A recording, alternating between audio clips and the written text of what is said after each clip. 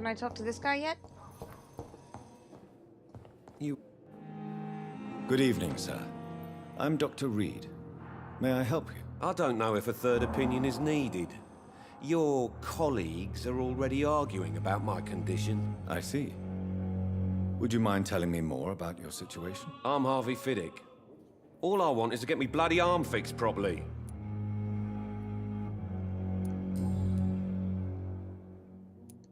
Are you satisfied with your treatment here? Well, it's clear that I've chosen a bad time to be injured.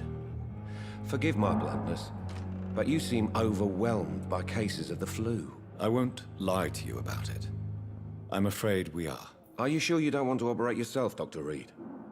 I have the feeling you're very capable, and your colleagues seem to think so too. In other circumstances, you would be right. But for now, I don't think I can take on the responsibility. My apologies. Tell me about yourself, Mr. Fiddick. I'm just a regular guy waiting to get his arm fixed, so I can return to work and to my family. I was more curious about what you were doing before being hospitalized. I'm a carpenter, and a good one too. But that means I need both arms to feed my family, Dr. Reed. Tell me about the doctors who are arguing about your case. Strickland and Aykroyd. They both want the best for me, but there's a lot of pride there. Doctors are no different from carpenters, it seems. What do you mean? I often had professional arguments with rivals on a building site.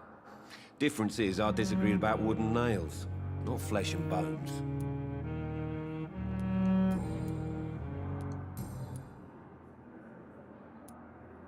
Tell me about your injury, Harvey.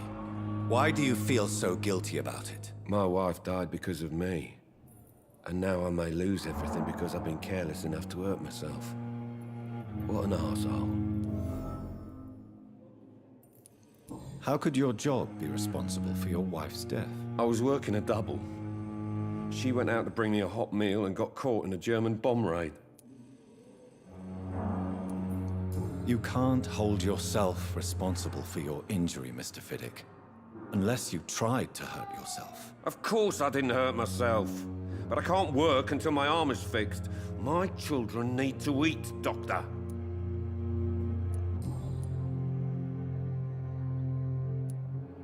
Tell me more about the death of your wife, Harvey. 1915. I was in the army, building workshops for the Royal Flying Corps. Helen was happy I wasn't sent to the front. What happened? The Germans sent Zeppelins to bomb the construction site, but they missed their target. My wife was bringing my dinner when the bombs fell. I'm sorry for your loss. So many died during the bombings. I served in France and witnessed the carnage there. I would like to say that she didn't suffer. Truth is, I have no idea. I just know that I'm all that me kids have. Poor little bleeders. How are your children after losing their mother? They were smaller then. The only good thing about this is my Helen didn't bring them with her that night.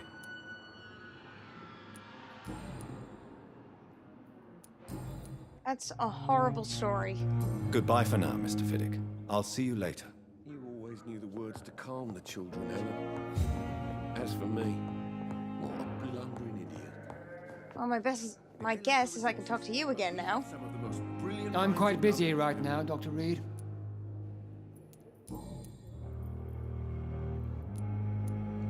Tell me, Waverly, what do you think of Dr. Strickland's enthusiasm for his experimental research? Strickland is playing with his patients' lives for pride and glory. Now that, sir, is unethical. Are you thinking about something in particular? Harvey Fiddick needs delicate surgery. I believe we should stick to the usual procedure, but my young colleague obviously disagrees. And are you not afraid that your rivalry with Strickland may be blinding you? Rivalry? I guess you could call it that. But I will never be childish enough to let my personal feelings affect my judgment. Why do you wish to lead this surgery? I strongly believe that Mr. Fiddick should not be butchered to test an unproven procedure.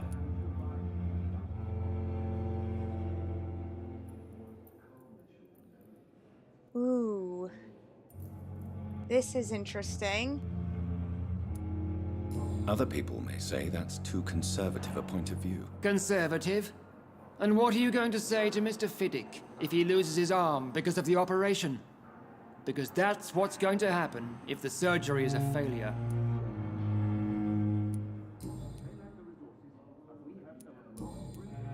He does have a fair point, however. Thank you for your time. We'll talk later.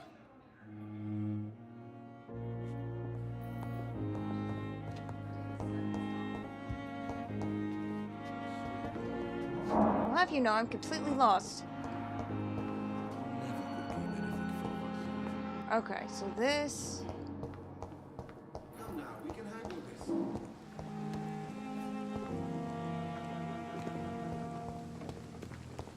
Hello there. Good evening. I'm Dr. Reed. Always a pleasure to meet a colleague, sir. Especially when he was supposedly dead. A colleague? Are you a doctor too? Not anymore, sir. I used to be Dr. Rakesh Chadana. Now, I'm just Mr. Chadana, pawnbroker and humble guardian of this morgue. What do you mean, you used to be a doctor? Was your license revoked? No, sir. It is just that I like to be precise. I run a little pawn shop while taking care of the dead. But I used to be a real doctor. Ooh, I can trade. Do you work here alone? Yes, very easy work, sir. All I have to do is watch a few bodies. The situation was very different when the main morgue was still open. Why do you have to watch these bodies? Because these poor fellows have no names. We keep them in case someone comes looking for the missing. Sadly, very rarely happens. Why close the hospital's main morgue? It was for sanitary reasons after the beginning of the epidemic. Cadavers had to be moved to the nearest mass grave. Oh, mass graves, that's lovely. Are you afraid or uneasy being surrounded by so many corpses? Why should I? These bodies are empty vessels. Flesh left to decay. Poof. No soul anymore. All gone. An interesting point of view. And quite an exotic one, too. Most people fear, or at least have a respect, for dead flesh. Sir, as a medic during the war, I learned to face my death and the death of others. It's the pain we have to tame, not death itself.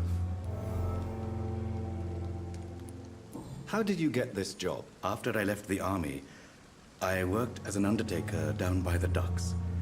A dangerous place with many an unpleasant business there. Milton Hooks helped me get a job here. Who is Milton Hooks? Have we met before? I don't think so, sir. Why? When we first talked, you said you were glad to meet me since I was reported dead. Funny story, sir. Your sister came here a few nights ago. You were missing, and she was looking for your body. She must be very relieved now. Oh dear.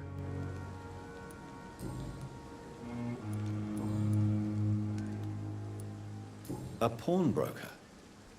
I expect you get all types of people here. Yes, sir. All kind of people. For I sell all kind of goods. Who comes here to trade with you? It's very unhygienic, even unsafe. Diseases can spread. For the customers, for the hospital. I'm very cautious, sir. I've been a doctor, remember? And all my clients are good people. In fact, I think I only know good people. Oh no, you're just optimistic.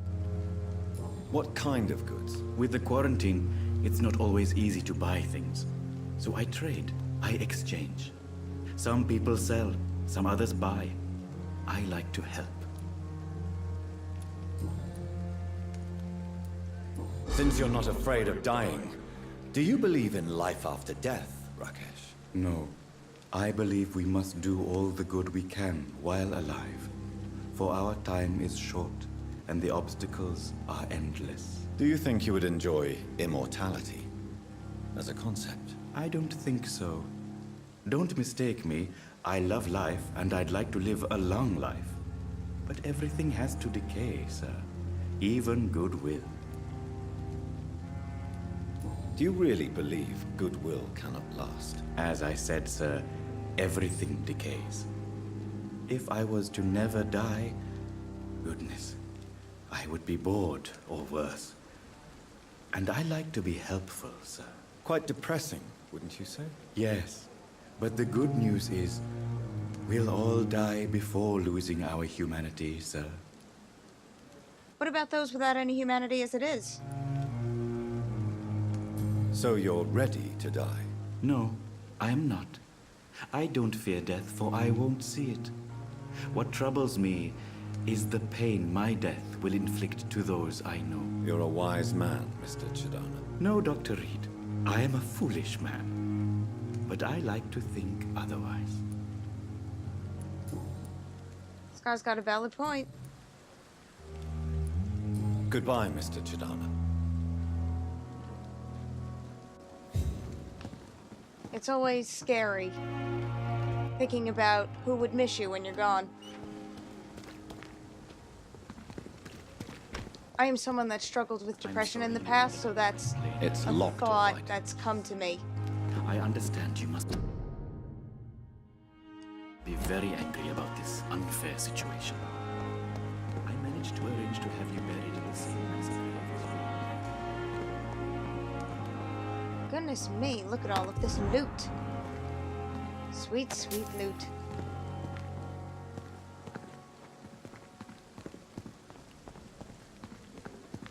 Okay, this hospital has gotten me completely turned around. Never could keep anything from Don't know exactly where I'm supposed to be going.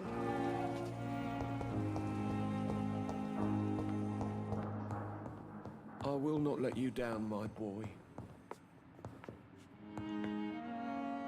Good evening. I'm Dr. Reed. Can I help at all? No, Really? Why are you here then? I don't want to talk. My throat hurts too much. I suppose that this pain is the reason you're here. Is someone taking care of you? Yes. And no. Could you at least tell me your name, sir? Mortimer. Mortimer Goswick. I'm going to annoy the crap out of your throat, good sir. How painful is your throat, Mr. Goswick? So painful I'd rather not talk at all, Doctor.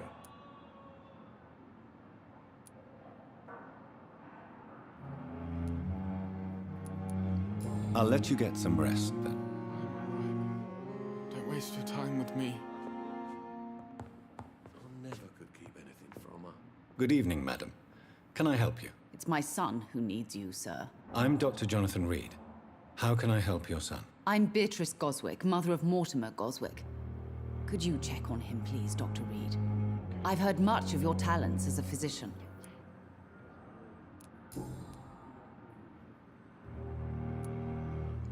What do you think of your reception here? Any complaints? I have had the uttermost reservations about this hospital since we arrived. But we had no other choice, considering the state of emergency. Is there something in particular that's bothering you? Some of the staff were not especially welcoming. I suspect they're not accustomed to dealing with patients of such social standing. Social standing. What can you tell me about yourself, Mrs. Goswick? Not much to say. Just take care of my Mortimer and I'll cover all the expenses. That's all that matters.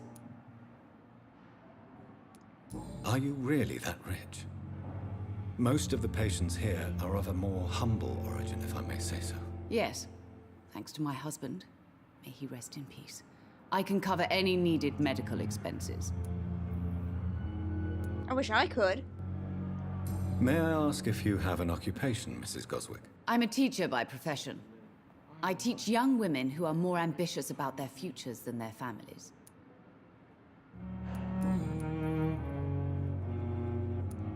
Tell me more about your arrival at the Pembroke Hospital. What gave you such a bad first impression? The ambulance driver was quite rude, for a start. And that nurse, Miss Hawkins, seems to have quite a dubious attitude. What do you mean? She managed to secure a bed for my son despite the epidemic. It was a relief, but it wasn't cheap. Cheap? She charged you for a bed? Yes, and I paid without question, considering the urgency of the situation.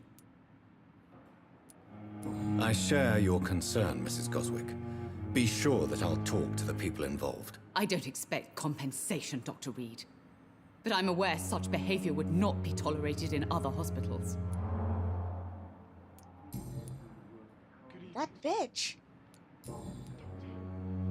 Sorry, I'm getting very involved here. Goodbye, Mrs. Goswick.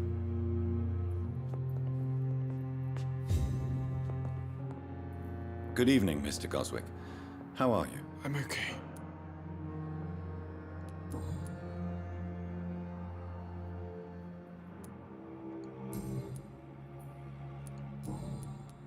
How painful is your throat, Mr. Goswick? So painful I'd rather not talk at all, Doctor. I'm sure you realize a doctor and his patient have to communicate, sir. Would it help if I gave you some paper and a pen? Not really. I see. Then maybe it's not just your throat that hurts, Mr. Goswick. Perhaps your sore throat is just the consequence of something more hurtful. Yes, maybe. But I don't want to talk or even write about it now.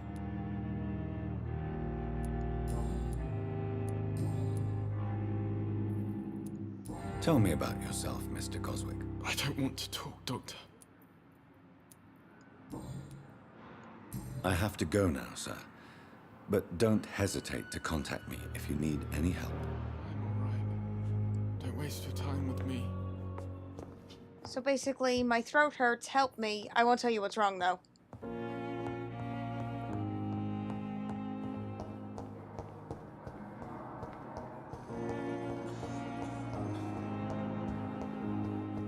Oh, yay, I found the main lobby again. Alright, before I do any more exploring down here, I'm going to my damn office. She said a left, didn't she? Oh my god. Alright, you know what? I'm going back downstairs, and I'll find my office when I find my office. This is turning into Prey all over again.